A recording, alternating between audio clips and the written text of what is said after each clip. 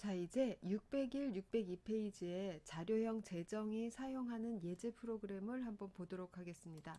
여러분들도 각자 타이핑을 해 놓으시고 저와 같이 전체적으로 한번 훑어본 후에 수행해 보시기 바랍니다. 다들 타이핑 하셨죠? 그러면 먼저 타입 def 문장이 어디 있나 봅시다. 지금 두 곳에 있어요. 여기에서 타입을 하나 만들고 여기서도 타입을 만들었죠. 다른 모든 선언문, 스트럭트나 유니온 이런 것들과 같이 타입 def 선언도 어디에 선언되어 있느냐에 따라서 유효 범위가 달라집니다. 블럭 안에 선언된 이 프라핏이라는 타입은 이 블럭 안에서만 사용 가능해요. 그렇기 때문에 지금 여기 가려놨죠. 이 테스트라는 함수 안에서 프라핏이라는 타입을 볼 수가 없습니다. 반면에 버젯은 전역 영역에 선언되어 있고 또 그것도 위치도 맨 위에 있기 때문에 이 아래 모든 영역에서 이 버젯이라는 타입을 사용할 수가 있어요. 그래서 메인 함수 안에서도 썼고 테스트 함수 안에서도 썼습니다. 이렇게 타입 def 문장이 어디에 있느냐에 따라서 유효 범위가 달라진다라는 것을 기억하시고요.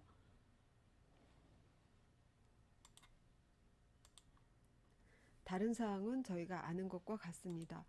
새로운 타입이 unsigned integer 타입을 이용해서 타입을 표현하는 이름으로 만들어졌고 이것은 인테저 타입을 그대로 받는 표현으로 프라핏이라는 타입이 만들어졌고 이렇게 사용하고 있습니다.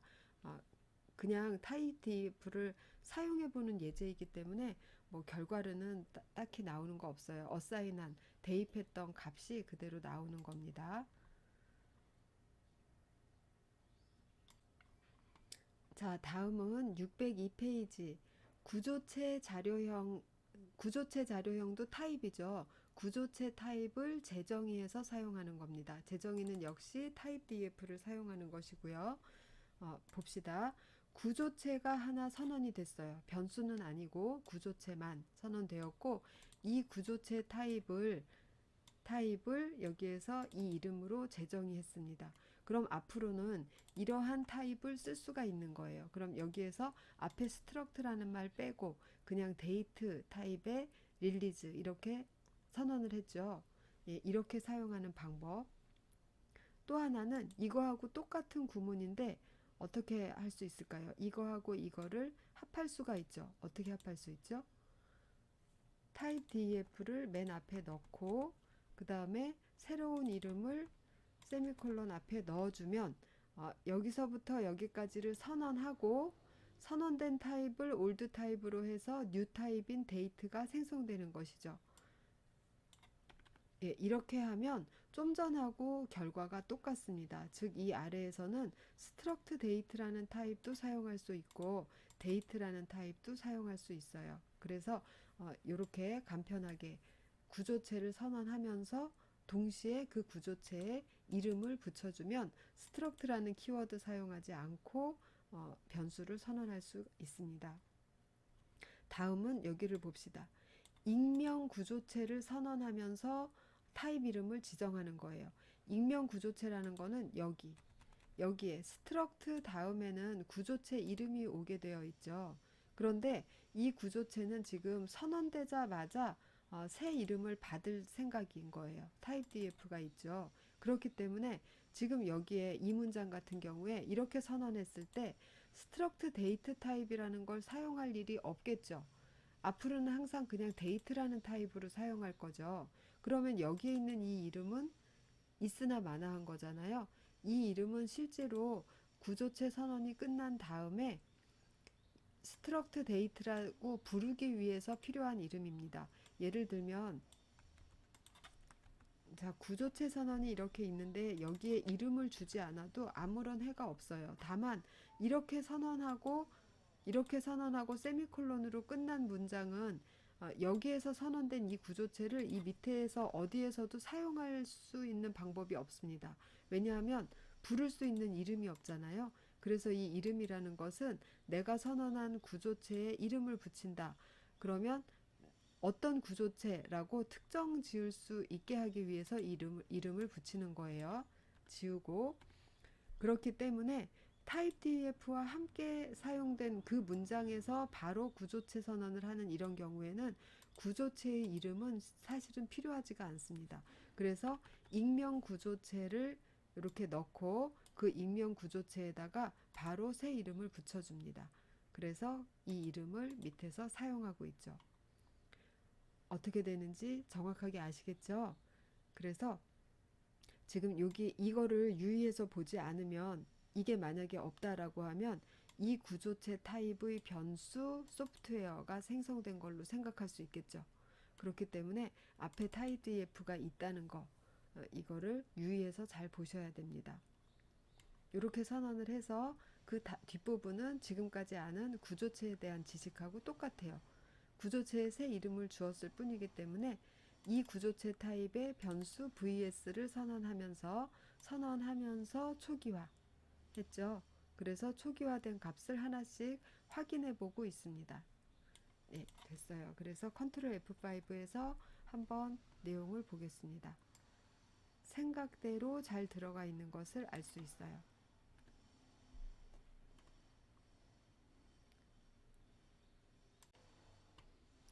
다음은 구조체 포인터를 이용한 예제 프로그램 607페이지부터 610페이지까지 있는 프로그램 보도록 하겠습니다. 구조체의 포인터가 있다라는 것은 이런 것이죠.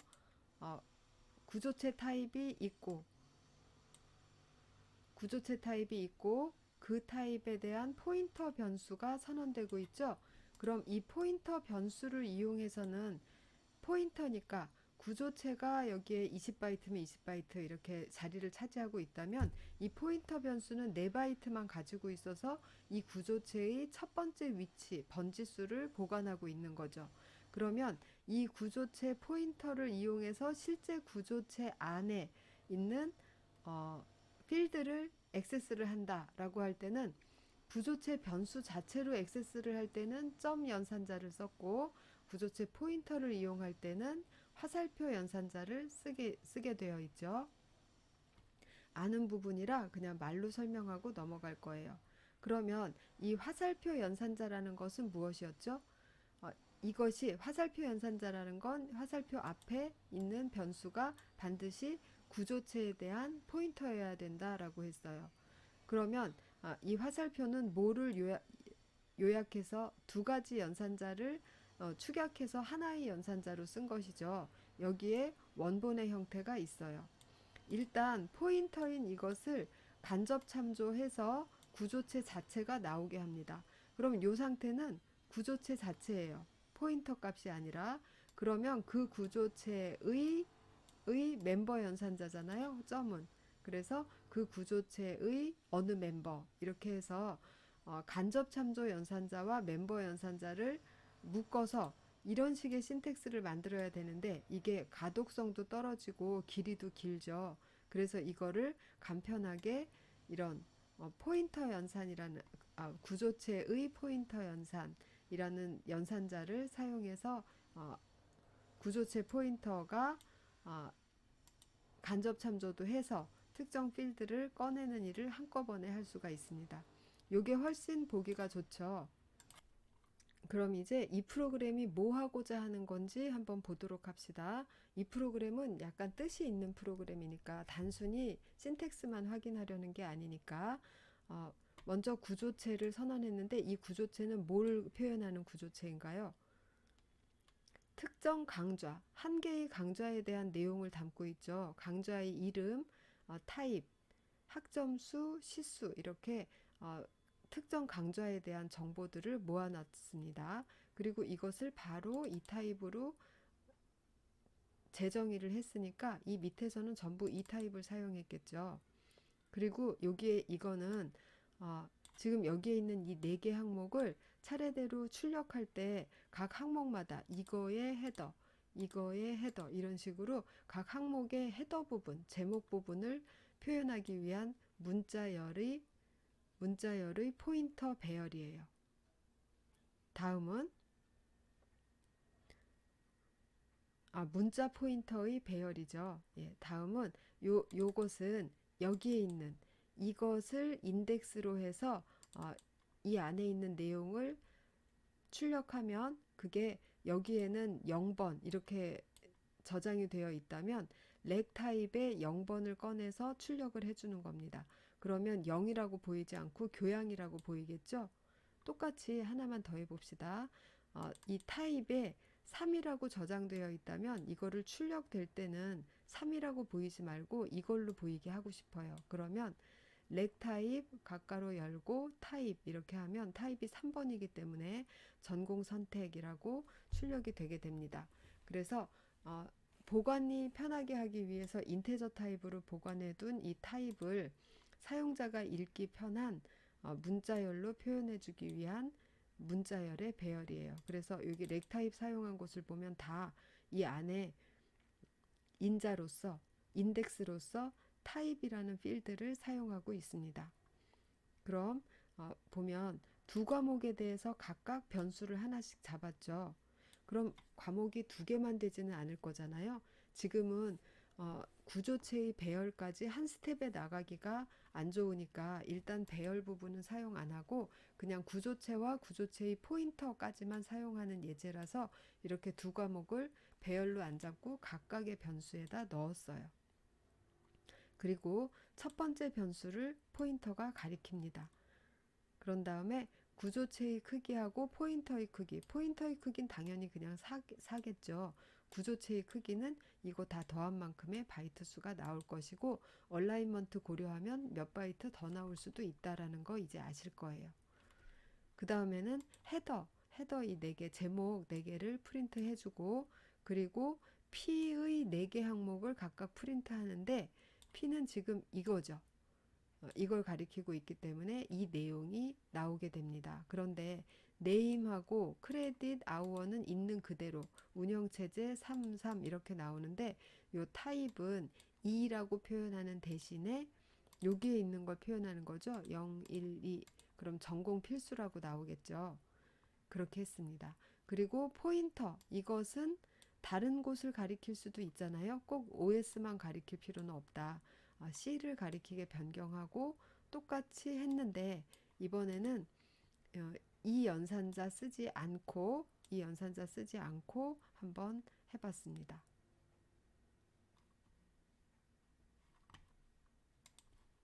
그리고 이 아래 문장 보시면 좀 특이하게 해놨는데 C는 구조체 포인터가 아니라 구조체 타입이죠.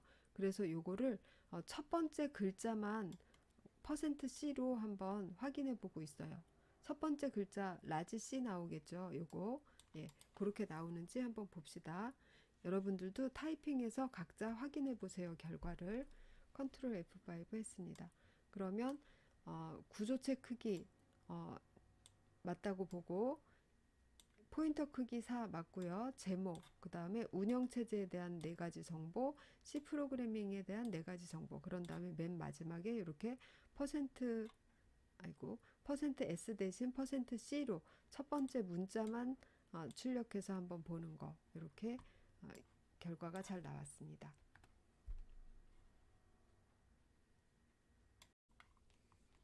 다음은 공용체에 대한 부분인데 역시 앞에서 살펴본 바와 같이 공용체의 포인터도 구조체의 포인터를 쓸 때 하고 구문상으로는 똑같이 씁니다. 다만 내용상으로 이게 스트럭트냐 유니온이냐에 따라서 다른 의미라는 걸 알고 사용하셔야 되겠어요. 먼저 이제 스트럭트가 아니라 유니온입니다. 그러면 이것은 8바이트가 잡히겠죠. 요거 기준으로. 그리고 유니온을 선언하자마자 그 타입을 유데이터라고 선언했고요. 유데이터 타입의 변수 하나, 포인터 하나. 그래서 이 변수를 바로 포인터가 가리키게끔 이렇게 했습니다. 그런 다음에 이 밑에서는 value라는 건 사용 안 했죠. P를 계속 사용하면서 항목에다가 값을 넣고 그 값을 꺼내서 출력해보고 또 항목에 값을 넣고 출력해보고 이렇게 했습니다. 여기서 중요한 것은 뭐였죠? 이렇게 나눴을 때 예, ch라는 항목에 값을 넣었다, 대입했다 라고 하면 새로 cnt나 리얼이라는 항목에 값을 대입하기 전까지는 cnt나 리얼은 읽어서는 안 되겠죠. 의미 없는 값이 나올 테니까. 그래서 ch에 쓰고 ch를 읽었어요. cnt에 쓰고 cnt를 읽고 리얼에 썼으니까 리얼을 읽었습니다. 그래서 지금 이것만 혼자 딸랑 있으면 뭐라 그랬어요? 그런 사항들을 판단할 수가 없다. 그래서 유니온은 반드시 유니온이랑 같이 보관하는 다른 외부의 값이 있어야 된다. 여기에 타입 이퀄 0 이렇게 해서 타입이 0일 때는 ch 항목을 쓰고 1일 때는 cnt 항목을 쓰고 2일 때는 리얼 항목을 쓰는 중이다 라고 이렇게 유니온 바깥에 별개의 변수가 이 유니온 안에 지금 어느 항목에 사용되고 있는지를 표현하는 게 항상 같이 따라다녀야 돼요. 지금은 요건 생략하고 유니온을 이렇게 자유자재로 쓰는 것만 보였습니다. 신텍스 부분 역시 똑같아요. 포인터를 이용해서 멤버를 꺼내기 위해서는 이 화살표 연산자 사용합니다. 그리고 화살표 연산자의 뜻도 똑같아요.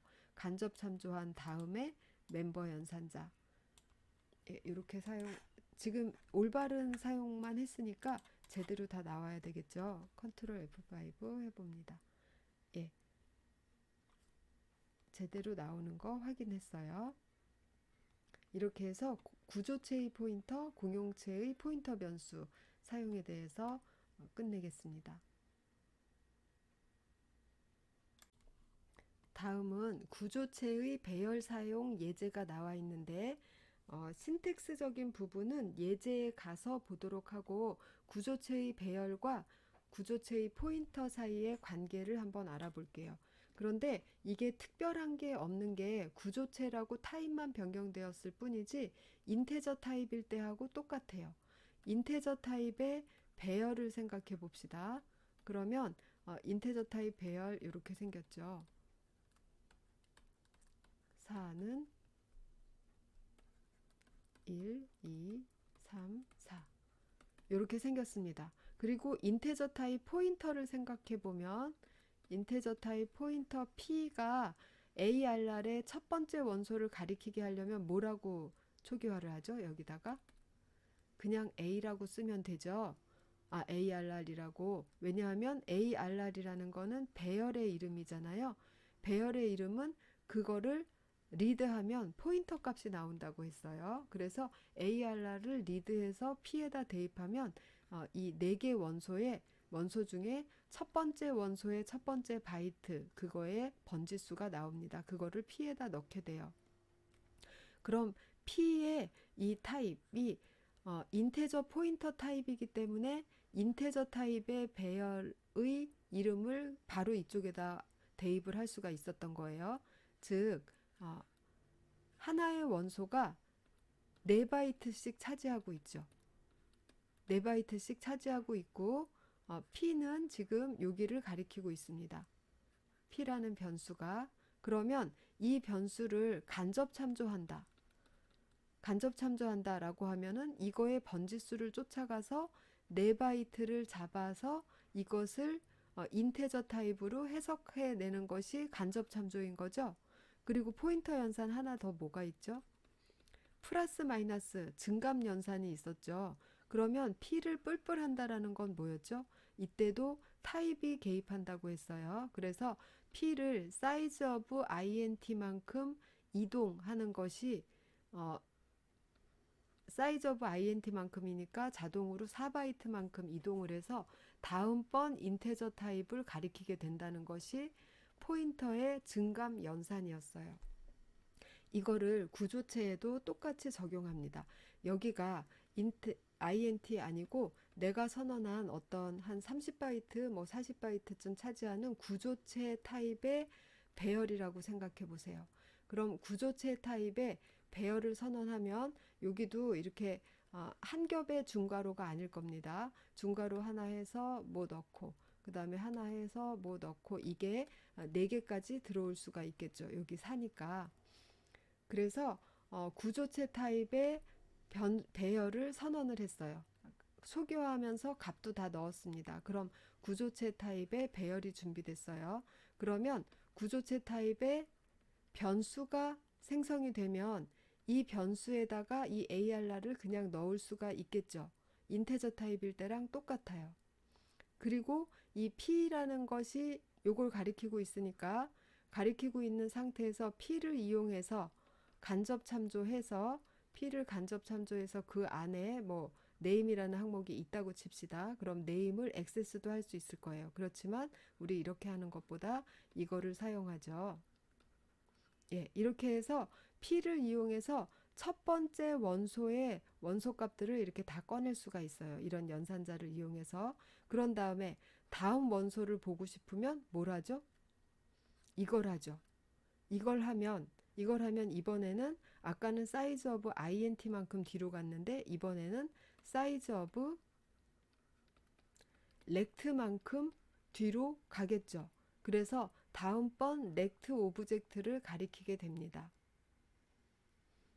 되었죠? 예, 그래서 인테저 타입일 때의 배열과 포인터 사용하고 구조체 타입일 때의 배열과 포인터 사용하고 결국은 동일한 얘기다. 동일한 얘기인데 다만 단위가 인테저 타입이냐, 구조체 인테저 단위로 움직이느냐, 구조체 단위로 움직이느냐 요것만 다르다라고 생각하시면 되겠어요. 그럼 이렇게 기본 내용을 알고 이제 소스를 보러 갑시다.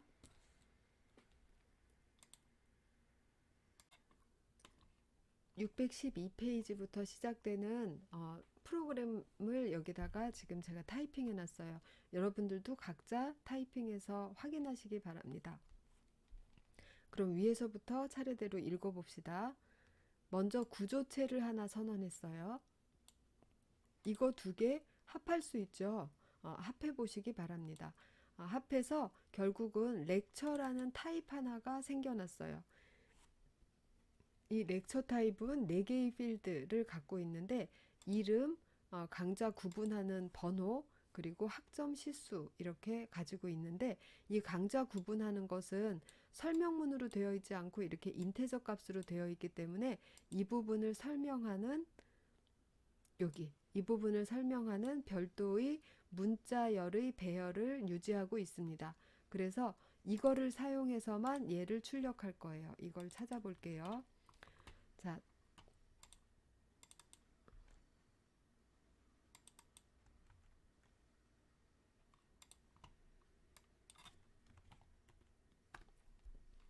타입이라는 항목을 사용할 때는 그냥 코스의 타입을 출력하지 않고 이 렉트 타입, 이 배열 안에서 코스의 타입 번째 문자열을 찾아서 그거를 %s로 출력을 해서 설명문이 나오게 하고 있죠. 번호 대신에. 그렇게 사용할 거고 이것은 타이틀에 해당되는 겁니다. 직전의 예제에서 그대로 가져왔으니까 넘어가고요. 다음에 이제 구조체의 배열을 선언하고 있죠. 개수를 지정하지 않았어요. 그럼 초기화 문장이 반드시 와야 되는 거죠. 그러면 초기화 문장이 오고 있는데 바깥쪽에 있는 중괄호는 지금 배열에 대한 선언을 의미하고 있는 거예요. 내가 지금 배열을 초기화 시키겠다. 그 다음에 바로 중괄호가 또 열렸죠. 이 안쪽에 있는 중괄호는 구조체 하나를 표현하고 있는 거예요. 그래서 구조체를 여러 개 넣어서 배열 하나를 꾸미는 것을 초기화하는 문장, 이 선언문에서 초기화하는 문장에서는 중괄호를 중첩해서 쓴다. 이렇게 알고 계시면 되겠습니다. 그리고 이 안에 들어가는 거에도 순서가 정확히 있다고 했죠. 이 순서대로만 써야 된다고 했어요. 그래서 네임의 인간관사회, 타입의 0, 크레딧의 2, 아우어의 2 이렇게 들어가고 있습니다. 그리고 다음번에 이 배열의 원소 개수를 구하고 있어요. 구하는 방법 이거 공식으로 우리 많이 썼었죠. 똑같죠. 사이즈 오브 코스 나누기 사이즈 오브 코스의 첫 번째 원소 이렇게 하면 원소의 개수가 나와요. 그러면 이걸로 이제 배열 크기가 뭐다 이렇게 알려주고 그리고 제목을 출력하고 제목에 이어서 이제 나누는 줄 출력하고 보기 좋게. 그리고 어, 아까는 두 개의 과목이 있었는데 그게 배열에 들어갔으면 좋겠는데 그때는 배열 말고 포인터만 표현하기 위해서 각각의 구조체 변수에다가 넣고 있었기 때문에 포문으로 일괄적으로 출력을 못했죠. 그런데 이번에는 더 다양하게 5개나 과목 정보를 유지하고 있는데도 포문 하나로 일괄적인 출력이 되고 있습니다. 그럼 포문으로 어, 코스는 배열 이름이에요. 그럼 배열 이름 안에 인덱스 값으로서 반복 제어 변수를 사용하고 있죠. 그래서 잘 지금 배열 사용의 원칙에 맞게 잘 사용하고 있습니다. 그래서 코스의 i번째 원소에 대해서 출력하고 있는 거예요.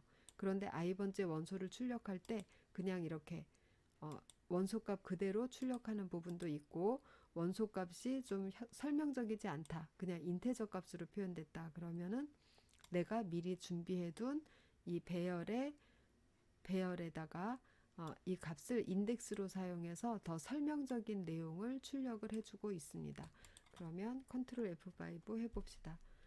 그러면 지금 여기에서 포몬으로 사용했기 때문에 이런 것도 더 일률적으로 이 줄도 잘 맞고 이렇게 되는 거예요. 이거를 하나하나 찍는다고, 하나하나 출력한다고 하면은 중간에 어그러질 확률이 조금 더 높겠죠. 실수할 확률도 높고. 그래서 그것도 실수할 확률을 줄어들이는 것도 한 곳에서, 지금 프린트하는 문장이 한 개잖아요. 한 개로 수십 개를 처리하면 더 일괄 처리도 되고 또 일률적인 처리를 하기에도 편하다라고 반복문의 장점을 아시기 바랍니다.